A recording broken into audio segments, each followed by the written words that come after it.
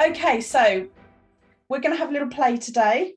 We're going to do an exercise which is called Back to the Future You. And it's an exercise that I picked up from another coach who I follow and whose books I've read, called Rich Litvin, and he uses this and has demonstrated it as well. And in his book, he says, use it with your clients and try it as well. So I'm hoping I'm not doing any copyright issues here, as he said to do it. This is kind of my version of it anyway. Okay. So what we're going to do is we're going to have a little travel through time, and we're going to go into the future. Okay.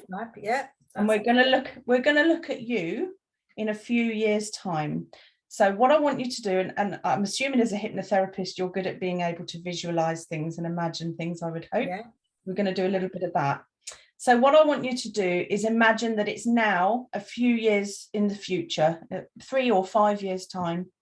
And we used to coach with each other 3 years ago. And now, 3 years in the future, we haven't been in touch for a while. And I'm going to call you up. Right. Okay. And I'm going to say, hey, how are you? It's been a few years. Haven't seen you. And your response is, bloody hell, Claire, you'll never believe it. My life has been completely transformed. Right. And I'm the happiest I've ever been because. Over to you. Right. Okay. Hello, Claire. Haven't heard from you for a while. My life has been totally transformed because I now only concentrate on hypnotherapy. I have 2, maybe 3 clients every week. I'm doing workshops, so it's all around hypnotherapy. Yeah. I'm not having to do the other jobs that I used to do in between. And this also has given me more time to spend with my family, visiting my children and grandchildren, which I get total joy from. And also I've got more energy to plough into my hypnotherapy business. So it's been fantastic. Thank you. So happy for you. So tell me a bit more about that. How does it make you feel now that you've got to this stage in your life? I feel confident. I feel that the perseverance, the way I've persevered and kept going with it has paid off. I feel successful. I feel confident now in what I'm doing. What else do I feel? I feel I can also, what's the word I'm looking for? I feel contented because I know what I'm doing is helping people, but also I've got time to support my own children with life issues that they're dealing with. So I feel great. So how does that time management look for you now then? I assume you've got things under control, and how many days a week do you work? How does that work out for you at the moment? So I work with one other hypnotherapist for workshops. So we plan when the workshops are going to be, and they're now coming thick and fast, but we're both busy, so we just tend to have 1 or 2 workshops a month. We get together once a month to talk about what we're going to do. We've got time now to put into our social media, to advertise ourselves. I see clients twice a week, so I'll have 2 days where I incorporate that. And that's really good. I do all my preparation for seeing them those days too. So, and the rest of the week is mine to do what I want to do with family. Brilliant. That sounds fantastic. I'm really pleased for you. So thinking about when we last spoke 3 years ago, I remember we sat together and we met for the first time, and I didn't really know anything about what was going on with you or your life at that time. What was holding you back then? Time. I have enough time to put into giving the hypnotherapy the time it needs. advertising, getting together with my colleague, because she's got other commitments and I've got other commitments. So I also work for another company doing admin. And as much as I've asked them to give me like set days that they want me to work, it doesn't seem to work like that. It can be every day that they might ask me to do something. But I can't give that up at the moment because I'm not earning enough from the hypnotherapy to be able to say, no, I've asked you to give me certain days and I'll do the admin on that day, on those days. And then I can work my week around those days. So ideally, I should have given up that job earlier, but financially, that was money coming in every month. And with the hypnotherapy, it was hit and miss at that time as to how many clients you get, when you get them. And the workshops, when I spoke to you last, we were just planning the workshops. We put a lot of work into them, but they hadn't taken off like they have now. So what changed then? What happened in those 3 years that made that change? I want to say I had a leap of faith, but I'm not sure, because with the current climate that was 3 years ago, when we was in I don't know if you remember, we was in an economic crisis at that time. So as much as my instinct 3 years ago was saying to me, I need to have that leap of faith and to say, no, I'm not doing this admin work for you unless you get your act together and tell me when you want me to do it, and just leave it and hope that my leap of faith, my intuition and everything is right and the hypnotherapy will take off. So has your intuition and your leap of faith, has that worked for you in the past as well? Has that worked for you at other times in your life? Yes, it has. Yeah. So what's the fear now? The fear is that I won't have. I've always worked. I used to work in nurseries. I used to be a nursery manager.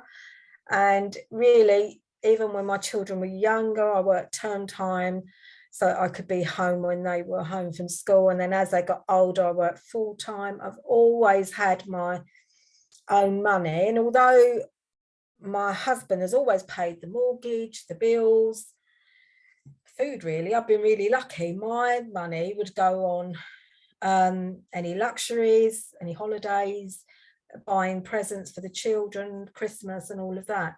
So I've always had my own money. Even really, I had a Saturday job at 14. So I've always earned my own bit of money. And if I give up, if the peer, I won't have that security of knowing that I've got a little bit of money coming in every month. So is that the case with the admin stuff that you're doing, that you did 3 years ago, that you would have, it's all or nothing for them? You can't, like, what stopped you back then from saying to them, no, I have to do this? Would they definitely have sacked you, or? They probably wouldn't sack me. I've asked them that I want to work just Tuesdays and Thursdays, and what I was doing was I would only log on to the email system Tuesdays and Thursdays, but then other people that work for the trust would do the work. So I'm self-employed. I used to invoice them for my hours that I did. So what was happening was, because I wasn't responding immediately, but I stuck to my 2 days, other people did those jobs. So then my hours considerably dropped. So I'm not earning, even with them, what I could earn, because other people are now picking up the jobs, because then I'm not picking it up quick enough. So that is frustrating. It's frustrating, but in a way I think to myself, oh, I'm pleased they're doing that, because I feel what I was doing 3 years ago was gradually easing myself out of that job. My husband says you should go, because he also volunteers for the same organisation, so he knows the people, and he says you should be fighting for that job and the jobs that you do, and not let other people do it. But I don't really want to be doing the job. That's not my passion. That's not what I want to do. But he sees it as that's money coming in, quite rightly so. We were in a financial situation with the whole country, whole world. So I shouldn't, he also doesn't feel I should give up that work because, and just, he didn't want me to just work on hypnotherapy, because he said it wasn't at that time regular enough. Although I've made him eat his words now. How did you do that? What, get more clients or get more work? How did I do that? How did you make him eat his words?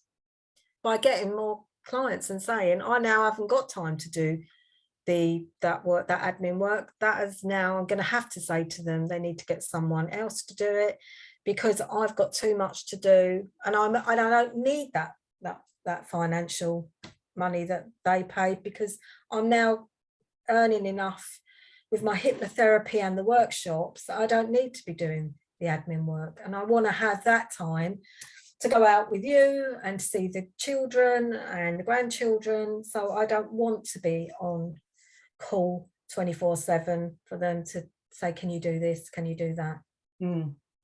So coming back to where we are now, so present day again, if the changes that you needed to make were easy, what would they look like?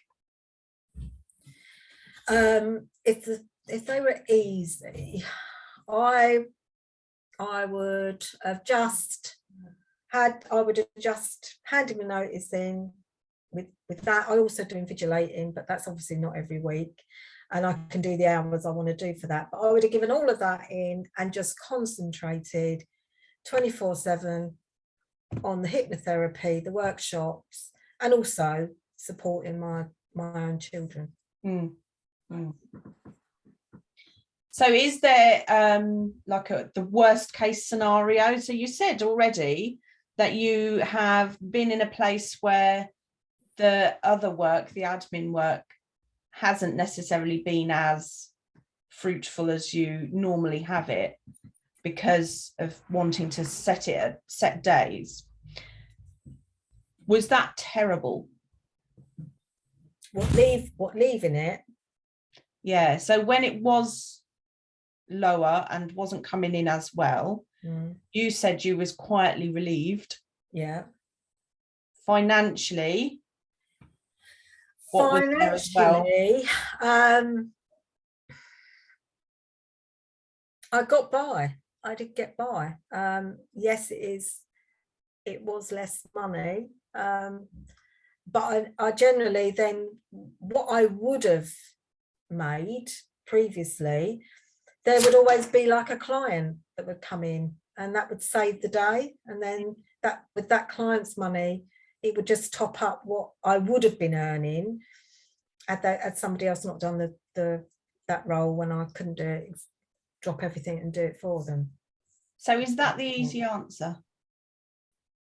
Yes, it would have been the easier, and I should have trusted myself, but I always did get the client. They always did come, but you never, I might have 3 or 4 weeks where I don't have any clients, but then I'll get a couple of clients, and that seems to top me up, and then I might not have any once they finish their treatment. I might not have any more for another 2 or 3 weeks, and then I might get another couple. So, and obviously then they're with you 2 or 3 weeks, 4 weeks, depending on what they've come to you about. So it's just not, it's my confidence that was holding me back, I think, in just going with my gut feeling is to just give up the other job. But I know my husband doesn't support me on that. So that may well cause problems with us. If I don't get the clients, if I hadn't have got the clients, that would have caused problems with us. Have you ever been in a similar situation in the past? I can only really think when my children were very small, before school. I obviously didn't have my own money then, because I was at home with the children looking after them. But I've never been one to just do that. So I then got a job in retail that was just like maybe a Friday night and a Saturday, so that my husband could have the kids on those times, so that I had my own money, so that I could go out and treat one of the children, or I could go out and buy myself a top if I really needed to. So even when they were very small, I was never one to just sit back and not earn. I'd always been an earner. But when you get a job, I've always, until now, been in a job that you get paid X amount of money a month, every month, and it didn't fluctuate. Whereas working for yourself, as you know, Claire, it fluctuates. You can't say you're going to earn this every month, because that's the nature of the business that you're in. So this was hard for me to adjust to that. I think that I'm not going to be earning, whereas the admin work, although that fluctuated, it was a constant. There would be some work coming through, so there would be some constant money coming in, whereas the hypnotherapy at that time was hit and miss. So is there a pattern to this admin work? You say there's constant work coming through. That feels a bit sort of, to me, that not understanding how it works, it feels a bit disconnected. Like, well, there's always work coming through, but only if you're 24/7 available. Well, I generally, unless there's something urgent, will only pick up emails on a Tuesday and Thursday. Whereas before I said I'm only doing it on those days, I would log on to the email system practically every day. So, and I also do, leases and minutes and things like that. So I've always done that. But now, whereas I might have been working 5 days, not full 5 days, but a couple of hours a day for 5 days, I'm now earning X amount of money. I'm now only working really 2 days, unless there's something really urgent or meeting that's not on a Tuesday and Thursday. I did agree that if I could do the board meetings, take their minutes and type them up, I would. So the money I was earning is shrinking, because sometimes they need something done on a Monday and it can't wait till Tuesday, apparently, although it could. But there are people there that they're volunteers, so they do it for nothing.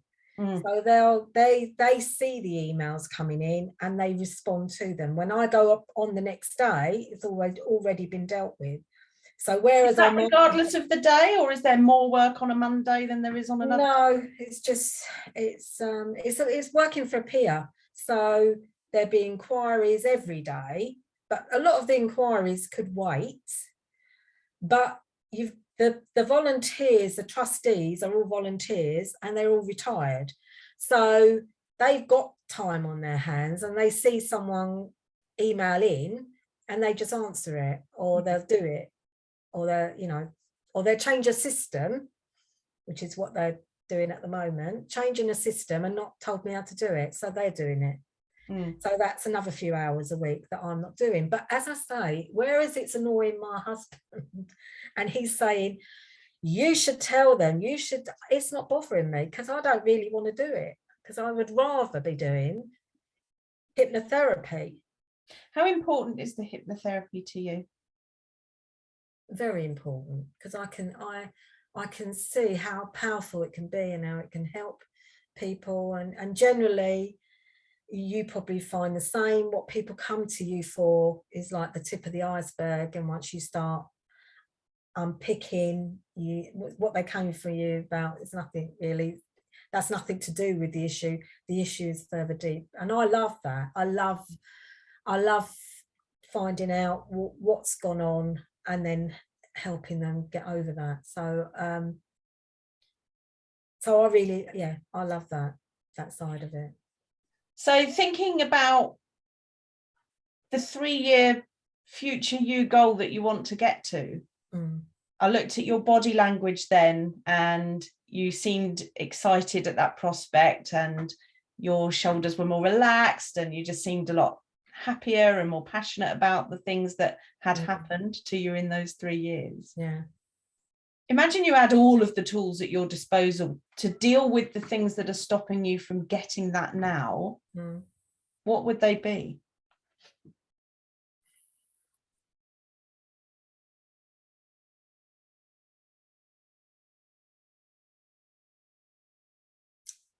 Well, if I didn't have to worry about constantly looking if there's something else I've got to do for the admin work, I could put that time into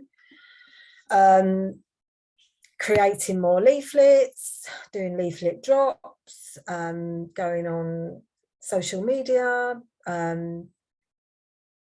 advertising more of what I could do. So I'd feel I could put more time into the hypnotherapy, whereas I don't feel I've got the time that it deserves, really.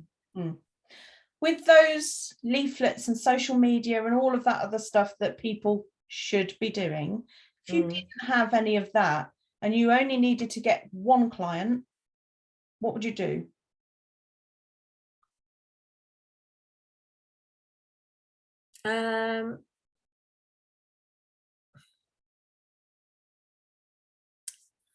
Well, I might look at maybe going to clubs, Women's Institute clubs or those sort of clubs, and asking if I could do a talk about hypnotherapy.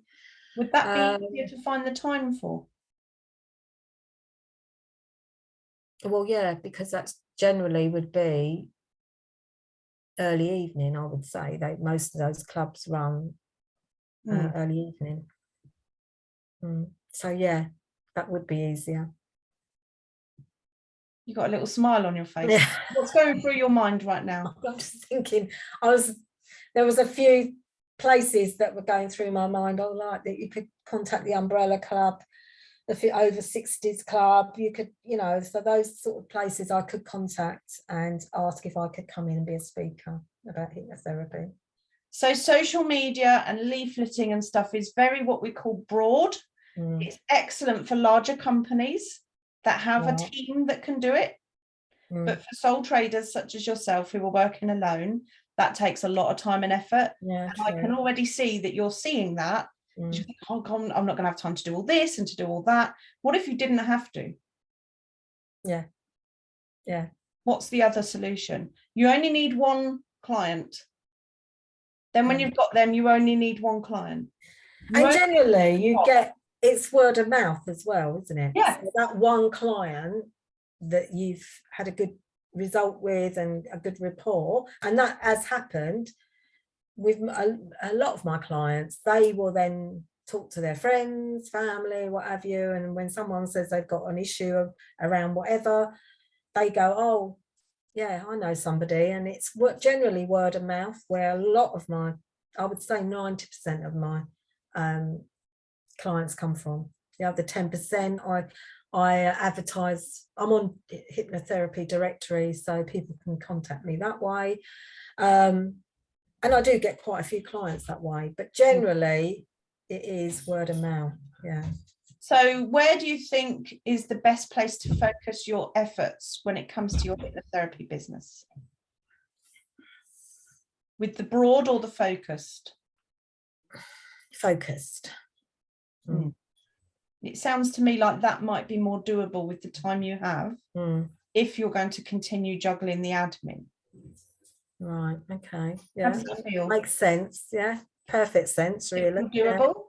Yeah, it is doable, yeah, because it just really means sending a few emails out to different organisations, and really it's one email that you just send to different email addresses, and it's done. And hopefully at least one of them will come back and say, oh yeah, that'd be good. Yeah. So what you would then be able to do is you're giving your service for free by doing a talk about it. People are always looking for something like that, so you're likely to get at least one hit on that. If you then took to that an offer that you could make to the people in the room, where they get like a free taster or a discount or something like that, then you've got an opportunity of getting some more people on board that you're talking to directly. And I think part of that is that people, I mean, research has shown, I did a workshop the other day about how people look at online marketing these days, but this is a similar thing. Plenty of research has been done that shows that when people are purchasing a service as opposed to a product, what they want to do is they want to feel that they've got to know you a bit and that they trust you. And the best way to do that is to meet somebody, because then you get a feel for each other. You know that when you've been with clients, there may be some that are right and some that are not right. Rapport with a different therapist. So, you know, you get a feel and they get a feel for you and whether they know and trust you. And it's the same thing that you try to build online. And by sharing what you do and sharing your services, people are afraid because they're like, oh, we're giving something away for free and nobody will book. But actually, they're getting to know you. And will feel more that they can trust you with their money at the end of the day. You will provide what they need. So that's where my mind was going with that one, is whether there's a better way than the posting on social media every week and all of that, because if you haven't got a team behind you that can help with that, you may find that the results are too slow. And also, not everyone's on social media, are they? Haphazard. Nobody's on there to be sold to. No.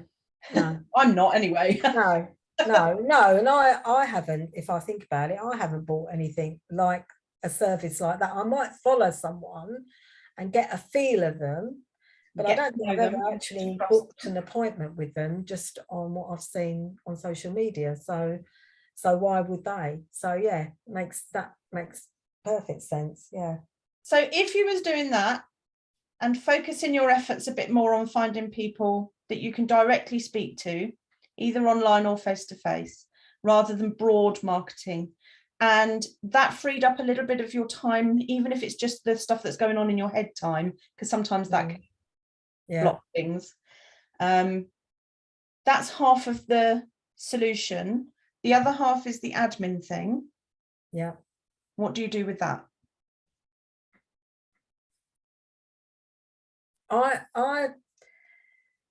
Is there a compromise?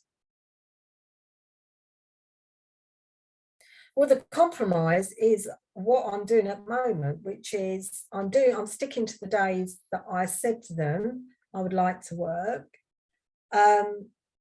which has in turn reduced what I actually invoice them for the hours I work, because other people are doing it. But that's not too terrible, really. I personally don't think. So I would be quite happy to stick to what I'm doing, only working, to keep on reiterating that to them, that I'm only working, logging on a Tuesday and a Thursday. I will obviously still do their board meetings and minutes if that falls on another day, and I'm free, which sometimes I haven't been free. So they then are a bit like, oh, and somebody else has had to do the minutes. It's so like terrible, but they seem to be happy-ish. They haven't said, well, we think, no, we really need someone to be logging on every day. If they did say that, I couldn't do it anyway, so I'd have to say that's not for me. But if it carries on like this, then I feel my intuition is sort of telling me that I'm gradually easing myself out of it anyway. So rather than, if I'd have just said a few months ago, no, I can't do this anymore, I handed my notice in, I would have left them. I would have given them a month's notice, but they would have had to find someone, another Lorraine, if you like. But I think now, if I was to leave maybe early next year, I think they might not need a Lorraine, because they're doing all the work themselves at the moment. Unless things change and they can't do it, I think they wouldn't necessarily need another Lorraine. They would just be able to do it. So I wouldn't be leaving them. Tuesdays and Thursdays come from, that idea? Because I thought, what did I think? Because Monday, if there's anything comes in on a Monday, it can wait till Tuesday. And then I can catch up on all the emails there.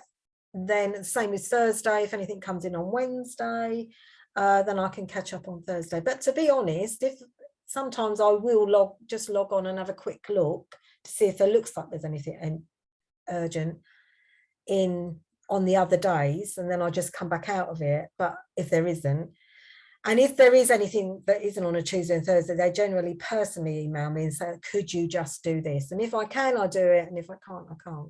So yeah, that's where my mind was going, was like, is there some sort of pattern or days where the work is more likely to be available? And if it is, are those the days you're doing, or is it just a case of, whatever? No, because the emails are the emails. Yeah. So who knows, what they'll come when they come. They come.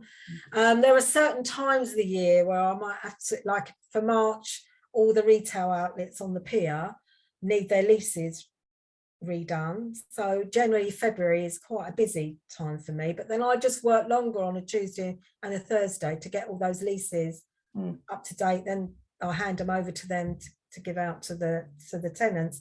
So there are certain time of the year when there will be more work, but generally I try and stick to Tuesday and Thursday, but just work longer hours so that I get it done. But so long as that's done by 1st of March, they haven't got a problem with that. So it sounds like you're managing. Well, yeah.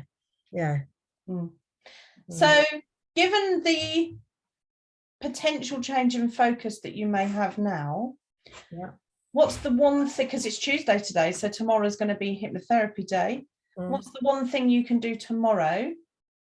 What's the first next step towards the first next step? Is I'm going to Google all the sort of clubs, or go, I don't know if that will come up, all the clubs in around this area and a little bit further out. I'll probably go Herne Bay, Faversham, so sort of Canterbury even. So I would Google all of those and see what comes up. I don't know if there might be websites I might need to look at, and then compose an email that I can then send out to all these different organisations. And then get on with the things that I like doing, like writing scripts and things like that. So yeah, because they're only good if you've got someone to give them to, right? Exactly. Yeah. Yeah. Brilliant. Okay, well, I'll leave that at that for now then.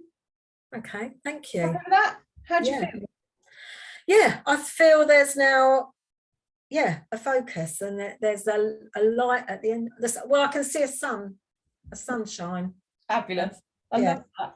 That's great. So I can see where a direction to go in, for sure. Yeah, cleared a bit of the fuzz. Yes. Yes, that was like yeah. And I don't feel quite so alien towards the pier, funnily enough. I just think, oh, okay, well, I am managing it, as you said. I am managing it. It's not the end of the world that I'm not earning as much as I used to. It's not annoying me. So well, this is the thing that, like, from what you said, from my point of view as an outsider that doesn't know you, unbiased, that admin thing wasn't really the problem. It was the overwhelm of all the other stuff that a sole trader should be doing to get their name out there. And a lot of it's quite mythical. It's great if you're a bigger company, but when you're on your own, you've got to be a lot more focused. So always think of it as just one client. Right. Where you're going to go and find that person. Okay, brilliant. Thank you. Has that helped? It's, yeah, it has cleared the way. Like I say, I can just see a sunshine there now with the rays coming off. So yes, hallelujah, she Was said. it what you expected? No, I didn't know what to expect. I haven't had coaching before. I didn't know what to expect. Really, the answers come within. Yes. You just, which is a bit like a hypnotherapist. The answers are within the client. You're just teasing them out of them. So thank you for teasing me. You're very welcome. The point of coaching is just to try and see, because an external person hasn't got the overwhelm and the thoughts and stuff going in. So we can maybe guide a different mindset or a different way of looking at things that may or may not be better for you, but you can't necessarily explore on your own because all your worries and stuff kind of weigh it down. And so it's good to kind of see, and I watch body language as well, so I look at, and now your body language has changed again, and it's very similar to when we had that 3-year conversation, right? So it feels like your energy is up now. And I really do feel that is where in 3 years, I don't know if it'll be in 3 years, I'm hoping it's not 3 years, but I do feel that I will be in that place. I've just got that gut feeling. I just know it's just getting there to there is, but now I've got a focus. I can go out to all these clubs and do this little chat and give relaxation and some free hypnotherapy. A lot of people are a bit scared of hypnotherapy as well because they much better something in real life, isn't it? That like it's stage hypnosis where you're going to get them up being a chicken. So you know, if you can alleviate those fears, if nothing else, that's good. I think you're on the right path there. So thank you very much. Yay. And I'll keep you posted. I'll send you little messages every now and again when please email me tomorrow and let me know how your research goes. That would be great. I'd love to hear more. See how you're getting on with that. Google, here I come. Focus. Brilliant. Thank you so much for doing this. Thanks, Claire. Thank you. No, thank you. Very happy to help you. You take care. I'll see you soon. Mine's how you go. Thank you. Thank you.